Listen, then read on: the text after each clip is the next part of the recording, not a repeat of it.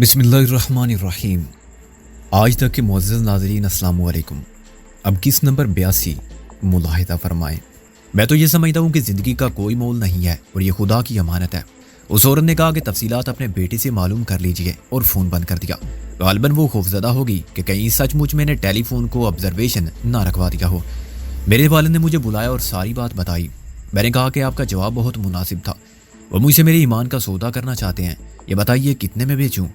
میرے والد نے کہا کہ یہ بات ہے تو جان کی فکر مت کرو، اس کا لینے والا بھی اس کے سوا کوئی نہیں جو زندگی دیتا ہے، اور اسے وقت مقرر تک اس کی حفاظت بھی خود ہی کرنا ہے۔ لیکن کیا شیخ، تم نے تو واقعی ثابت کر دیا کہ تم پولیس انسپیکٹر نہیں ہو۔ میں نے کہا اس دھمکی کے باوجود فائل کو یوں ہاتھ میں لیے پھر رہے ہو بقول چچا غالب۔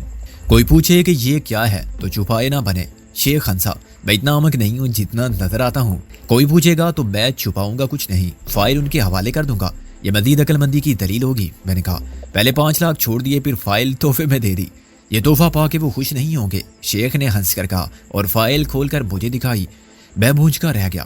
فائل میں وہ سمن ضرور موجود تھا جس پر میں نے ابھی کچھ دیر پہلے دستخط کیے تھے، لیکن باقی فائل کی ضخامت بے مصرف صفحات پر مبنی تھی، درمیان میں ردی اخبار طے کر کے لگا دیے گئے تھے۔ اصل فائل کہاں گئی؟ میں نے بے وقوفوں کی طرح کہا۔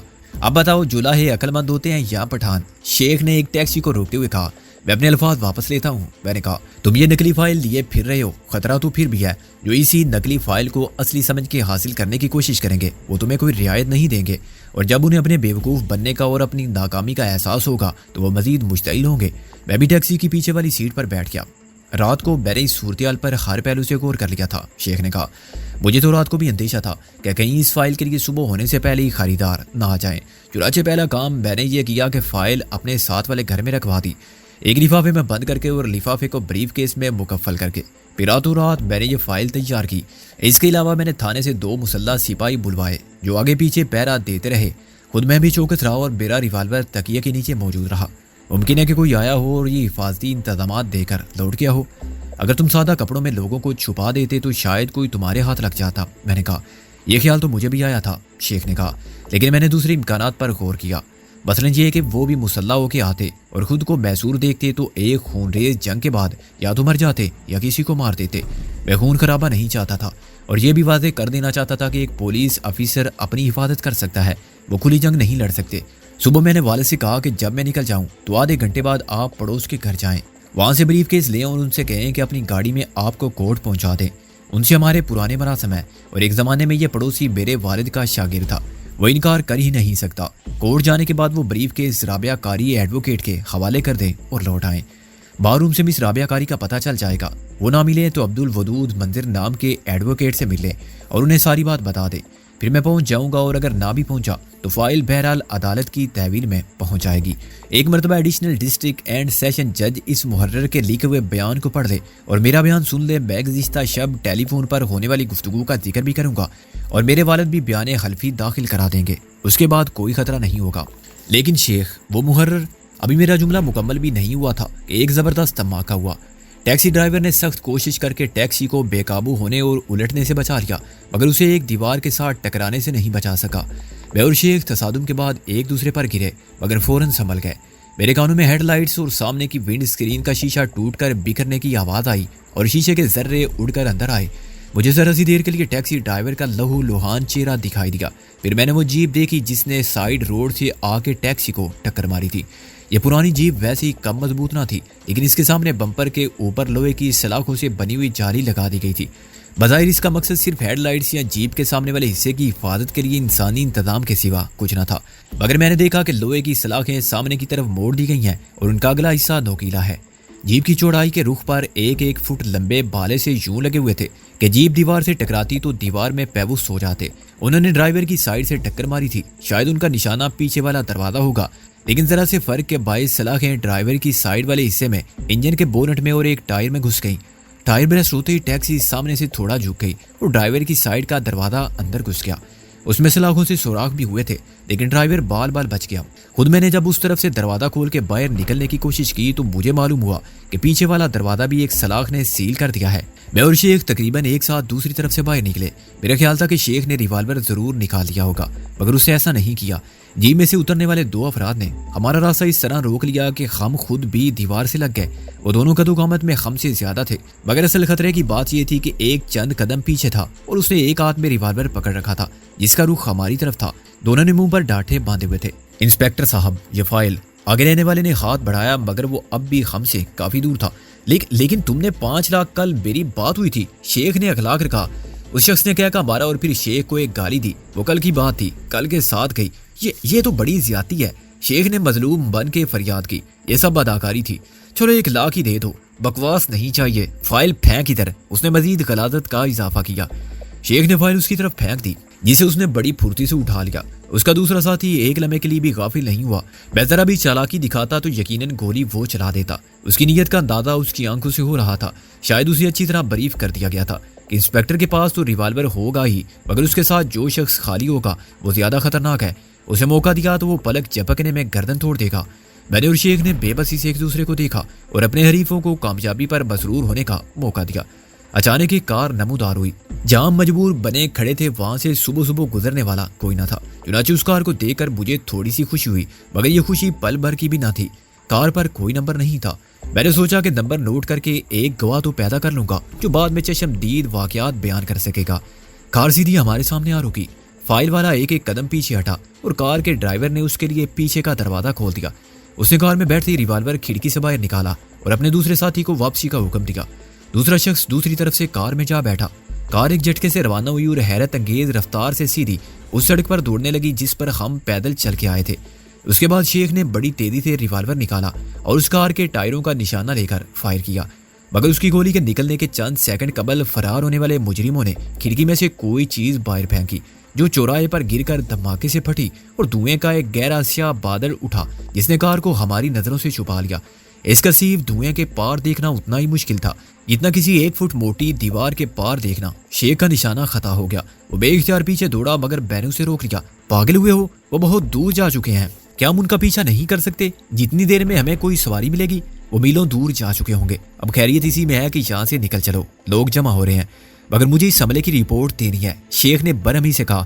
انہوں نے جان بوجھ کر ٹکر ماری تھی، مجھے بھی معلوم ہے، لیکن اس کا ثبوت؟ میں نے کہا، کیوں خود کو بلا وجہ اس حادثے میں ملوث کرتے ہو؟ عقل سے کام لے کر جان تو بچا لی اور فائل بھی، اب مصیبت میں کیوں؟ تمہارا مطلب ہے میں اس ٹیکسی ڈرائیور کو یہیں چھوڑ کے چلا جاؤں اسی حالت میں؟ ڈرائیور کو صرف خراشیں آئی ہیں اور وہ بھی منہ پر شیشہ لگنے سے۔ میں نے کہا، وہ کچھ دیر بعد ہوش میں آ جائے گا اور ہوش میں آتے ہی وہ بیان دے گا کہ مجھے ایک سب انسپیکٹر نے روکا تھا۔ شیخ بولا اور ریوالور جیب میں رکھ لیا۔ کس سب انسپیکٹر نے؟ وہ تمہارا نام تو نہیں جانتا؟ میں نے کہا، وردی میں سب ایک جیسے لگتے ہیں، ہم اپنے اپنے گھروں سے بہت دور ہیں، وہ میرا حلیہ بھی لکھوائے گا تو کیا پتہ چلے گا۔ میں نے اسے اپنے ساتھ گھسیٹ لیا۔ مگر اس کی ٹیکسی کا بہت نقصان ہوا ہے، شیخ نے کہا، اس کا ذمہ دار میں ہوں، زیادہ سے زیادہ 5000 روپے میں ٹیکسی ڈینٹ پینٹ ہو جائے گی۔ میں نے کہا، یہ رقم ہم اسے بعد میں بھجوا دیں گے، جیپ جس نے ٹکر ماری تھی یہیں پھنسی ہوئی ہے اور اس پر نمبر پلیٹ بھی ہے، اس علاقے کے تھانے کو تفتیش کرنے دو، یا تو وہ جیپ والے کا سراغ لگا لیں گے ورنہ کیس فائل کر دیں گے۔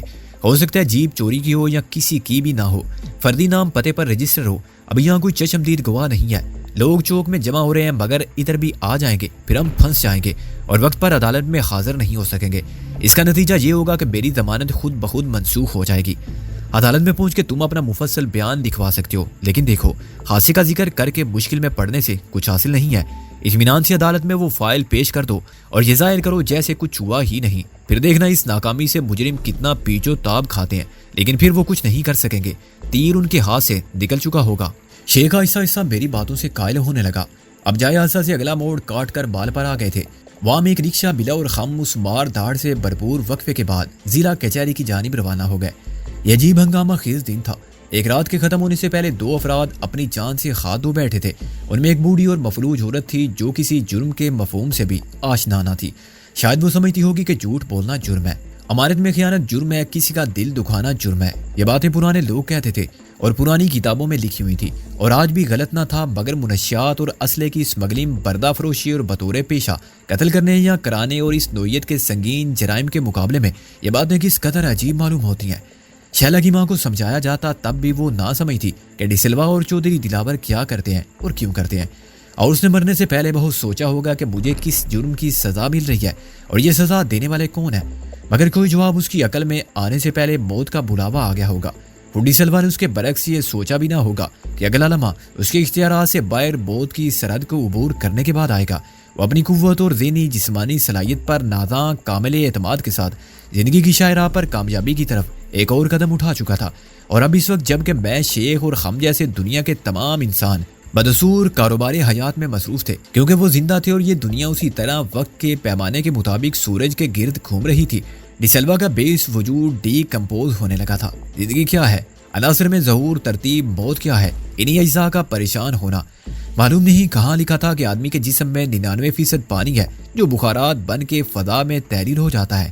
باقی جسم کے کیمیائی اجزاء کیلشیم، فاسفورس، فولاد وغیرہ کی قیمت $6.5 بنتی ہے، تو ڈی سلوا بھی $6.5 کے نوٹ کی طرح پھٹا پڑا ہوگا، اور قانون کے نگہبان صرف یہ جاننے کی فکر میں ہوں گے کہ یہ نوٹ آخر پھٹا کیسے۔ کیا سوچ رہے ہو؟ شیخ نے میرا شانہ ہلا کے کہا۔ میں نے کچھ پوچھا تھا۔ میں بری طرح چونکا۔ اوہ معاف کرنا، میرا ذہن سمجھ میں نہ آنے والے واقعات میں الجھا ہوا تھا۔ میں سوچ رہا تھا کہ اگر اس وقت تمہارے پاس اصل فائل ہوتی تو تم کیا کرتے؟ ظاہر ہے میں اس کی حفاظت کرتا جب تک ممکن ہوتا، شیخ بولا۔ یہ تمہاری دانش مندی یا دور اندیشی کے علاوہ تائید عزتی بھی ہے، میں نے کہا۔ اگر وہ اسی وقت فائل کھول کے دیکھ لیتے تب بھی شاید صورتحال مختلف نہ ہوتی، مگر اب تو معاملہ الٹا ہو گیا ہے۔ مارے وہی جائیں گے جو ہمیں مارنے آئے تھے۔ وہ بڑے فخر سے اپنے کامیاب مشن کی رپورٹ دیں گے اور سند کے طور پر فائل پیش کریں گے۔ اس کا جو انعام انہیں ملے گا وہ ظاہر ہے۔ یہ ہو سکتا ہے کہ وہ دوبارہ کوشش کریں، عدالت پہنچ جائیں، شیخ نے کہا۔ نہیں، وہاں وہ بے بسی سے تماشا دیکھ سکتے ہیں، کچھ کر نہیں سکتے، میں نے کہا۔ یہ تو ناممکن ہے کہ اس کاغذ کے پردے کے لیے وہ تمہیں خدا نخواستہ تمہارے والد کو، رابعہ اور منظر میں سے کسی کو شوٹ کر دیں۔ البتہ مجھے اب اس محرر کی طرف سے تشویش لاحق ہو گئی ہے۔ تشویش کیسی؟ عدالت میں اسے کچھ تو کہنا ہی پڑے گا، جھوٹ یا سچ، شیخ نے کہا۔ ہاں بشرطے کہ وہ عدالت پہنچا، میں نے کہا۔ ویسے تو رضوی صاحب نے بھی کہا تھا کہ محرر بیان ضرور دے گا اور اسے ڈرنے کی کوئی ضرورت نہیں ہے۔ میر محمد اس کا کچھ نہیں بگاڑ سکے گا، اسے اپنے پاس بلوا لیں گے یا میر کا خانہ خراب کر دیں گے، مگر یہ زبانی دعوے ہیں جو غلط بھی ہو سکتے ہیں، اور یہ بھی ہو سکتا ہے کہ محرر غائب ہو جائے۔ غائب ہو کے وہ کہاں جائے گا، شیخ نے کہا، اور کتنے دن غائب رہے گا؟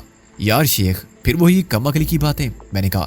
ارے بھائی، اس دنیا میں سب تو ایسا ہی شیخ نہیں ہے، اور ان کے باپ بھی ایسے کہاں ہوتے ہیں جو زندگی کو انمول بھی بنائیں اور یہ بھی تسلیم کریں کہ ایمان کے لیے جان دینا کوئی گھاٹے کا سودا نہیں ہے۔ محرر گھاٹے کا سودا کیوں کرے گا؟ اس سے یہ توقع رکھنی فضول ہے کہ وہ 5 لاکھ ٹھکرا دے گا اور اپنی زبان بند نہیں رکھے گا۔ وہ 5 لاکھ لے کر بیوی بچوں سمیت پاکستان سے غائب ہو جائے گا، اور اس کی مدد کرنے والے بھی بہت ہوں گے، چنانچہ اسے کوئی دشواری پیش نہیں آئے گی۔ سمجھانے والوں نے اسے یہ بھی سمجھا دیا ہوگا کہ وہ مدد کے علاوہ بھی بہت کچھ کر سکتے ہیں، اور 5 لاکھ دے سکتے ہیں تو جان بھی لے سکتے ہیں، ملک سے باہر پہنچا سکتے ہیں جہاں کوئی اس سے سوال کرنے والا نہ ہو، لیکن وہ نہ مانے تو اسے عدم آباد پہنچانا بھی مشکل نہیں ہے۔ محرر غریب اور کم ہمت آدمی ہے، پہلے ہی کہہ چکا تھا کہ اسے میر محمد سے ڈر لگتا ہے۔ ڈی سلوا اور چودھری دلاور جیسے لوگوں کا مقابلہ کرنے کی وہ سوچ بھی نہیں سکتا۔ اگر اس نے میرے بیان کی تائید نہ کی ہوتی تو میری گواہی قابل اعتبار نہیں رہے گی، شیخ نے مایوسی سے کہا۔ الزام مجھ پر ہی آئے گا کہ میں نے تمہاری ناجائز مدد کی اور ایک ماتحت سے زبردستی وہ تحریر لکھوائی، مگر تم نے کسی اور کا بھی ذکر تو کیا تھا، استاد ٹیڈی کا، میں نے کہا۔ محسن اسے تلاش کرنے نکل گیا ہے، مل گیا تو سیدھا عدالت میں حاضر ہو جائے گا۔ مجھے ابھی یہ خیال پریشان کر رہا ہے کہ مجھے اس ٹیکسی ڈرائیور کو اس سال میں چھوڑ کے نہیں آنا چاہیے تھا، وہ بولا۔ خدا کا شکر ادا کرو شیخ کہ کوئی جانی نقصان نہیں ہوا، اور مالی نقصان بھی برائے نام ہوا، میں نے کہا۔ تم قتل نہیں ہوئے اور ایک فائل کو بچانے کے لیے میرے یا تمہارے ہاتھوں کوئی مارا نہیں کیا۔ حملہ کو بھی صرف فائل کے حصول کا حکم تھا اور خون ریزی سے اجتناب کی تاکید تھی۔ جہاں اس وقت وہ ٹیکسی کھڑی ہے وہاں لاشیں پڑی ہوتی، تم مارنے والوں میں ہوتے تو تمہارا شمار قاتلوں میں ہوتا اور تم معطل ہو جاتے، جو تمہارے بدخواہوں کی خواہش کے عین مطابق ہوتا۔ یہ بھی خدا کی مرضی تھی کہ حادثے میں ہمیں گزین نہ پہنچے، ورنہ لوہے کی وہ سلاخیں میرے، تمہارے یا اس ٹیکسی ڈرائیور کے جسم کے پار بھی ہو سکتی تھی۔ تمہیں یقین ہے کہ وہ صرف بے ہوش تھا؟ فرض کرو اس کے سر کی چوٹ مولک ثابت ہوئی۔ چوٹ اس کے سر میں نہیں آئی تھی اور نہ کوئی گہرا زخم آیا تھا، میں نے کہا۔ وہ صدمے کے عارضی اثرات سے بے ہوش تھا اور اب تک یقیناً ہوش میں آ گیا ہوگا۔ لوگ جائے حادثہ پر پہنچ چکے ہوں گے، اسے ہاسپٹل پہنچا دیا جائے گا۔ یہ ہماری خوش قسمتی ہے کہ مجرموں نے فرار ہوتے وقت دستی بم نہیں پھینکا، صرف دھواں پھیلانے والا گولا چھوڑ دیا اور اس اسموک اسکرین کی پناہ میں فرار ہو گئے۔ اسی اسموک اسکرین یا دھوئے کی دیوار نے ہمیں بھی نکل آنے کا موقع فراہم کیا اور کسی نے ہمیں نہیں دیکھا۔ لوگوں کی بے عزتی پر مجھے حیرانی ہوتی ہے، شیخ بولا۔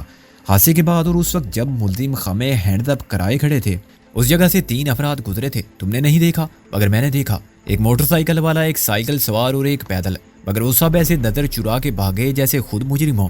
ہر شریف آدمی گواہی کے چکر میں پڑنے سے گریز کرتا ہے، میں نے کہا۔ بھلا جو شخص گھر سے نوکری پر جانے یا دکان کھولنے یا محنت مزدوری کرنے نکلا ہو، وہ خواہ مخواہ اس قسم کے معاملات میں پڑھ کے مشکل میں گرفتار کیوں ہو؟ بعد میں کیس تو نہ جانے کب تک چلے گا، اسے تفتیش میں خوار ہونے کے بعد ہر تاریخ سماعت پر حاضری کے لیے دفتر سے چھٹی کرنی پڑے گی، دکان بند رکھنی ہوگی یا ایک دن کی روزی قربان کرنی پڑے گی۔ چشمدید گواہ تو مصیبت میں پڑ جاتے ہیں۔ رکشہ ضلع کچہری کی آتے میں رکا تو میں نے کرایہ ادا کیا۔ رکشے والے نے خاصی حیرانی اور کچھ پریشانی کے بعد کرایہ قبول کیا۔ اس کے لیے بھی یہ ایک نیا تجربہ ہوگا کہ کوئی پولیس آفیسر وردی میں ہونے کے باوجود مفت میں رکشے کی سواری نہ کرے۔ اب آخری بار سمجھ لو شیخ، میں نے کہا، ہمارے ساتھ کوئی حادثہ پیش نہیں آیا، تمہاری صورت پر 12 بج رہے ہیں، پولیس آفیسر بن جاؤ جو قتل کے ایک ملزم کو لے کر عدالت پہنچا ہے۔ ہمارے الیے سے کچھ پتہ نہیں چلنا چاہیے، ہمارے الیے سے کچھ پتہ نہیں چلنا چاہیے، پھر ہمیں کسی کو کچھ بتانے کی کیا ضرورت ہے؟ یہ بھی نہیں کہ ہم گھر سے رکشے میں بیٹھے اور یہاں آ گئے، کوئی بلا ہم سے کیوں پوچھے گا کہ آپ لوگ کس طرح پہنچے؟ اتنا بڑا جھوٹ پہلے میں نے زندگی میں کبھی نہیں بولا تھا سکندر۔ وہ میرے ساتھ ساتھ چلنے لگا۔ زندگی میں ابھی تم نے بہت کچھ نہیں کیا، میں نے کہا، میری طرح تجربات کی بٹی سے نکلو گے تو زمانہ کے گرم و سرد کو سمجھ لو گے اور تمہیں معلوم ہو جائے گا کہ جھوٹ اور سچ محض حالات کے پیمانے ہیں اور یہ دوسروں کا نقطۂ نظر ہے جو سچ اور جھوٹ کے درمیان فرق پیدا کرتا ہے۔ ہاتھ کنگن کو عارضی کیا تم جانتے ہو کہ عبدل نے تمہیں فون کیا تھا اور یہ بتا دیا تھا کہ سچ کیا ہے، مگر اتنا بڑا سچ دوسروں کے نقطۂ نظر سے جھوٹ ثابت ہو رہا ہے۔ سچ یہ بھی ہے کہ بیر شرافت علی کو میں نے قتل نہیں کیا تھا، مگر اسے جھوٹ ثابت کرنے والے زیادہ الرٹ ہیں۔ سچ تو یہ بھی ہے کہ میرے باپ کو بلیک میل کرنے والوں نے غربت اور بے بسی کی بدترین موت عطا کی، مگر سچ یہ ثابت ہوتا ہے کہ اس نے سال رواں میں 3.5 لاکھ کا منافع وصول کیا تھا اور اپنے دستخطوں سے، مگر اب اس کی لاش بھی نہیں جو اس جھوٹ کی تردید کر سکے۔ ہم اس ٹیکسی والے کی مدد سامنے آئے بغیر بھی کر سکتے ہیں، سامنے آنے اور سچ بولنے سے اس کو کوئی فائدہ نہیں ہوگا، تمہارا انجام وہی ہوگا جو فرض شناسی اور ایمانداری کے چکر میں پہلے بھی اچھا نہیں ہوا۔ شیخ نے کوئی جواب نہیں دیا۔ اس کی حالت سے مجھے اندازہ ہو رہا تھا کہ میرے دلائل سے اس کے ضمیر میں چبھا کانٹا نہیں نکلا اور اس وقت تک وہ اندرونی خلش سے جرم و پیشیمانی کے احساس میں مبتلا رہے گا جب تک اسے معلوم نہیں ہو جائے گا کہ ٹیکسی والا خیریت سے ہے۔ بار روم میں پہنچ کے ہم نے مس رابعہ قاری سے ملنے کی خواہش ظاہر کی۔ وکیلوں کو بلوانے کی خدمت پر مامور آدم بیزار شخص نے انٹرکام قسم کے ایک آلے میں پکارا، مس رابعہ قاری، مس رابعہ قاری، اور پھر ہم نے کہا کہ ہم انتظار کریں گے، وہ آ رہی ہیں۔ بار روم میں عام آدمی کا داخلہ ممنوع تھا، چنانچہ اس کے سامنے موکلوں اور ملاقاتیوں کا ایک اجتماع تھا۔ وہ ایک وکیل کو پکار کے فارغ ہوتا تو دوسرے لوگ اس کے پیچھے پڑ جاتے کہ فلاں وکیل صاحب کے بارے میں معلوم کرو، عدالت میں ہے یا بار روم میں بیٹھے ہوئے ہیں۔ اس کی عدم بیزاری درست تھی، کم سے کم 10 افراد اس کے سامنے کھڑے مختلف ناموں کی گردان کر رہے تھے۔ 5 منٹ بعد رابعہ نمودار ہوئی۔ بہت دیر کر دی آپ لوگوں نے آنے میں، وہ بولی۔ عدالت میں بڑی مشکل سے 11 بجے کا وقت لگوایا ہے، مگر ابھی تو 10 بھی نہیں ہوئے ہیں۔ میں نے گھڑی دیکھ کر کہا، تمہیں یہاں 9 بجے موجود ہونا چاہیے تھا۔ وہ برہمی سے بولی، اگر دلاور اینڈ کمپنی کی کوشش سے پہلا نام تمہارا ہی پکارا جاتا اور کاز لسٹ میں سر فہرست ہوتا تو تم کیا کر لیتے؟ تمہاری ضمانت منسوخ ہو جاتی۔ آئی ایم سوری، میں نے کہا، یہ بتاؤ تمہیں کسی نے کوئی بریف کیس پہنچایا ہے؟ ہاں، ایک بزرگ گوار تشریف لائے تھے، رابعہ نے کہا۔ میں نے تو دیکھا بھی نہیں، یہاں ریسیپشن میں بریف کیس دے گئے تھے اور کہہ گئے تھے کہ میرا بیٹا آ کے لے لے گا۔ کیا اس میں اور وہ کون صاحب تھے؟ وہ انسپیکٹر شیخ کے والد تھے۔ میں نے کہا، تم نے بریف کیس کھول کے دیکھا ہوتا تو تمہیں معلوم ہو جاتا کہ اس میں کیس فائل ہے جس میں محرر کے ہاتھ کا لکھا ہوا عبدل کا بیان بھی لگا ہوا ہے۔ میں کیوں کھول کر دیکھتی؟ رابعہ نے کہا، جبکہ مجھے یہ بھی بتا دیا گیا تھا کہ لینے کوئی اور آئے گا۔ آخر کیس فائل کو اس طرح پہنچانے کی ضرورت کیا تھی؟ اگر شیخ صاحب نے عقل مندی سے کام نہ لیا ہوتا تو وہ تحریر اس وقت تک دشمنوں کے ہاتھ میں پہنچ چکی ہوتی۔ میں نے کہا، انہوں نے اس کا سودا کرنے کی کوشش بھی کی اور انسپیکٹر صاحب کو خطرناک نتائج کی دھمکی بھی دی تھی۔ اچھا تو تم اسی عدالت میں پہنچو اور باہر ٹھہرو، رابعہ نے کہا۔ منظر صاحب بھی وہیں ملیں گے، میں آتی ہوں۔ وہ بریف کیس بار روم ہی میں پڑا ہے، میں 2 بریف کیس تو اٹھا نہیں سکتی، کیس فائل کو اپنے بریف کیس میں رکھ لوں گی۔ رابعہ، وہ فائل عدالت کی تحویل میں دینی ہے، پوری فائل نہ صحیح، وہ بیان جو محرر نے لکھا تھا اس کی اصل عدالت کے ریکارڈ پر رہے گی تو محفوظ رہے گی۔ وہ محرر بھی آیا کہ نہیں؟ رابعہ نے کہا، اس کی تائید کے بغیر وہ تحریر اتنی اہم نہیں رہتی۔ کیوں نہیں اہم؟ میں نے کہا، اگر وہ آیا تو اس کا باپ بھی تسلیم کرے گا کہ اس نے یہ بیان خود ٹیپ سے کاغذ پر اتارا تھا اور ٹیپ بعد میں غائب ہو گیا تھا۔ نہ آیا تو ہم اس کے گھر سے یا تھانے سے اس کی تحریر کے نمونے حاصل کریں گے جس سے ثابت ہو جائے گا کہ لکھنے والا وہی تھا، اور میرا خیال ہے کہ ہمیں یہ دوسرا طریقہ ہی اختیار کرنا پڑے گا۔ محرر کے آنے کا بظاہر کوئی امکان نظر نہیں آتا، और तुम्हारा वो उस्ताद टैडी वो तो आएगा, राबिया ने कहा। मैं क्या कह सकता हूँ, मैंने कहा। मोहसिन उसे तलाश करने मुझसे पहले निकल गया था। मिस राबिया, शेख ने कहा, आज महज पेशी है, जमानत की मनसूखी की दरख्वास्त पर समाअत नहीं हो सकेगी, इसलिए टैडी आज ना आया तो अगली पेशी पर आ जाएगा। उसके लिए काफी वक्त मिलेगा। दरअसल शीदे और अब्दुल के कत्ल का चालान ही अभी तक पेश नहीं किया गया है। जब वो राबिया से बात कर रहा था तो मेरी निगाहें चारों तरफ किसी आशना चेहरे की एक झलक देखने के लिए सरगर्दा थी, मगर इस हुजूम में मुझे जाने पहचाने दुश्मनों की सूरत कहीं दिखाई ना दी।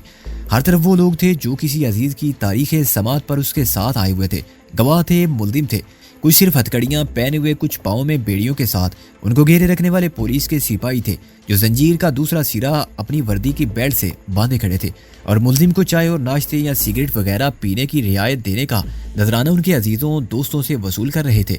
वकील और उनके मुंशी और एजेंट थे और इस गहमा गहमी को देखकर अंदाजा ये होता था कि कातिलों के मुहाफिज कितने अलर्ट इंसाफ फराम करने के अमल में कोशा हैं, जबकि दर हकीकत कुछ भी नहीं हो रहा था। वकीलों की मार्फत रीडर लंबी पेशी देने या ना देने का फैसला इस मुआवजे की बुनियाद पर कर रहे थे जो उनको सबकी नजर बचा के बगैर सब के सामने दिया जा रहा था। गवाहों को सबक पढ़ाया जा रहा था कि उनको क्या कहना है और क्या नहीं कहना, या इज़हार हक़ाइक़ से बात रहने की तलकीन की जा रही है। फीस का आधा हिस्सा पेशगी वसूल कर लेने वाले अपने मुवक्किलों को यकीन दिलाने में मसरूफ थे कि चुटकी बजाने में फैसला उनके हक में हो जाएगा। दूर दराज मुकामात, मुज़ाफ़ात और देहात से आए हुए पूरे खानदान किसी एक की खातिर ख्वार हो रहे थे। बरामदों में और खुश बेवजूद घास के तख्तों पर डेरा डाले बैठे थे और मुल्जिम से ज्यादा मजलूम लगते थे। है कहाँ रोज़े मकाफात है खुदाए दारोगीर। जिस अदालत में मुझे पेश होना था वहाँ का नक्शा भी मुख्तलिफ न था और फिल्मों में दिखाए जाने वाले मनाजर से कतई मुख्तलिफ था। बैली बोसीदा दीवारों और ऊंची छतों वाले कमरे नीम तारीख थे, इनमें पुरानी खस्ता हाल बेंचों और कुर्सियों पर लोग जिंदगी से बेजार बैठे थे। अंग्रेजों के वक्त का लटकाया हुआ पंखा जैसे थक चुका था कि अब बादले नख्वास्ता घूमने पर मजबूर था। कमरे की अलमारियां और उसमें ठूंसी हुई फाइलों को देखकर किसी सरकारी दफ्तर का गुमान होता था।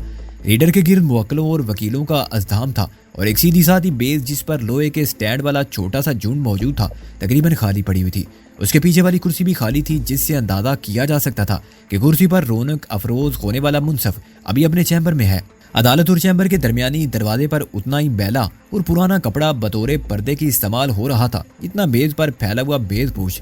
मेरा ख्याल था कि वहाँ मीर मोहम्मद पहले से मौजूद होगा, मगर उसकी जगह मेरी मुलाकात हशमत खान और हवालदार बिजली से हुई। हवालदार की इज़्तिराब व इश्तियाक से ज़ाहिर होता था कि वो बहुत खुश है। उसे एक इशारा चाहिए, फिर वो मसले बरके तपाम मुझ पर गिरता और मुल्जिम ज़ेरे दफ़ा ज़ाब्ता फौजदारी 302 होने के बावजूद अकड़फून दिखाने का मजा चखा देता। मैं न सिर्फ ये कि गुस्ताखाना तौर पर मुस्कुरा रहा था, बल्कि मैंने उसके आला अफसर को भी नजरअंदाज कर दिया था।